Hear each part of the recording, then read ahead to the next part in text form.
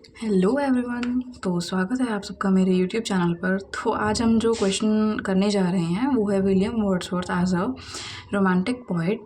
तो ये जो है हमारा इंग्लिश लिटरेचर का एक बहुत ही इम्पॉर्टेंट टॉपिक है। तो आइए स्टार्ट करते हैं इसे। सबसे पहले हम बात करते हैं इंट्रोडक्शन से।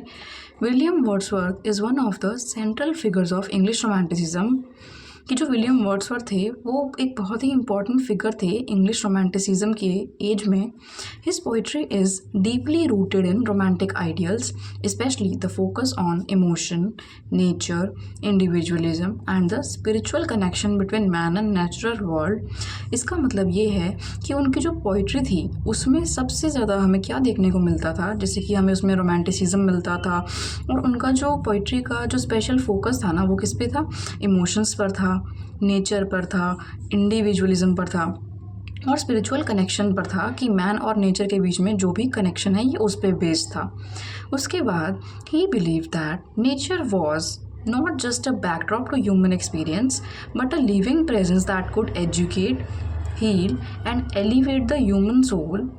उनके अकॉर्डिंग वो ऐसा मानते थे कि नेचर सिर्फ एक ह्यूमन एक्सपीरियंस नहीं है कि ह्यूमन के पास नेचर है और वो नेचर में जाता है और वो उसको इन्जॉय करता है या ऐसा कुछ नहीं है, बट कि लिविंग प्रेजेंस है। मतलब नेचर एक लिविंग प्रेजेंस है जो हमें सिखाता है, हमें हील करता है और उसके साथ साथ हमारी जो ह्यूमन सोल है उसको अपलिफ्ट करता है। फिर बारी आती है Wordsworth as a romantic poet. तो Wordsworth as a romantic poet समझने के लिए हमें सबसे पहले समझना पड़ेगा कि जो रोमांटिसिज्म है ये किस पे बेस्ड होता है, क्या ऐसी चीज़ें हैं जो एक पोइट को रोमांटिक बनाती हैं। तो आइए समझते हैं। Emotion over reason. नॉर्मली क्या होता है कि हर चीज़ में हम लोग लॉजिक ढूंढते रहते हैं, लेकिन जो रोमांटिसिज्म है उसमें क्या होता है, इमोशंस पर ज़्यादा जोर दिया जाता है रेदर देन रीज़न। फिर बात आती है इमेजिनेशन ओवर लॉजिक। जैसे नॉर्मली बातों में हम क्या कहते हैं कि इस बात में कोई लॉजिक हुआ, ऐसे बोलते हैं ना, तो इसका कहने का मतलब होता है जिन बातों में लॉजिक नहीं है, रीज़न नहीं है, तो ये रोमांटिसिज्म से कनेक्टेड होते हैं। तो ये सब चीज़ें रोमांटिक पोइट के अंदर होती हैं कि वो इमोशंस पर ज़्यादा जोर देगा, इमेजिनेशन में रहेगा। Nature over civilisation. जो शहरों की जो हसल भरी लाइफ होती है उसको छोड़ के वो नेचर में ज़्यादा अपना फोकस रखेगा। Common life over aristocratic grandeur. Common life versus over aristocratic grandeur का मतलब होता है कि जो सीधी सादी ज़िंदगी होती है, ना कि जो हाई फाई ज़िंदगी होती है। अरिस्टोक्रेटिक ग्रैंड्यूर का मतलब होता है कि जो हाई फाई लाइफ होती है, जो हाई फाई लोग, जो रिच लोग जो लाइफ जीते हैं उससे अलग कॉमन लाइफ की तरफ ध्यान देगा, तो वो एक रोमांटिक पोइट कहलाएगा। फिर बारी आती है द इंडिविजुअल्स इनर एक्सपीरियंस।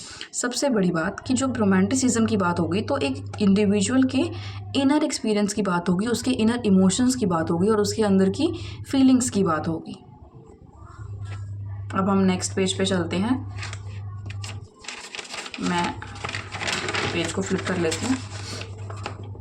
अब बारी आती है Wordsworth embodied all these in his poetry. तो इन सब चीज़ों को, जो भी हमने ये रोमांटिसिज्म के जो फोकस होते हैं कि क्या एक पोइट को रोमांटिक बनाता है, तो ये सब चीज़ें हमने जो अभी डिस्कस करी वो थी।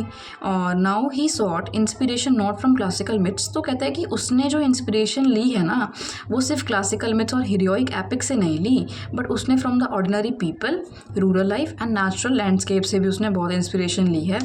क्लासिकल मिथ्स और हीरोइक एपिक्स का मतलब होता है जो हमारी हिस्ट्री होती है, जो हमारे बिलीव्स होते हैं, जो हमारे ट्रेडिशंस होते हैं। तो सिर्फ उसने उससे इंस्पिरेशन नहीं ली, उसने ऑर्डिनरी पीपल से भी इंस्पिरेशन ली, रूरल लाइफ से ली और नेचुरल जो लैंडस्केप्स हैं उन सबसे उसने इंस्पिरेशन ली।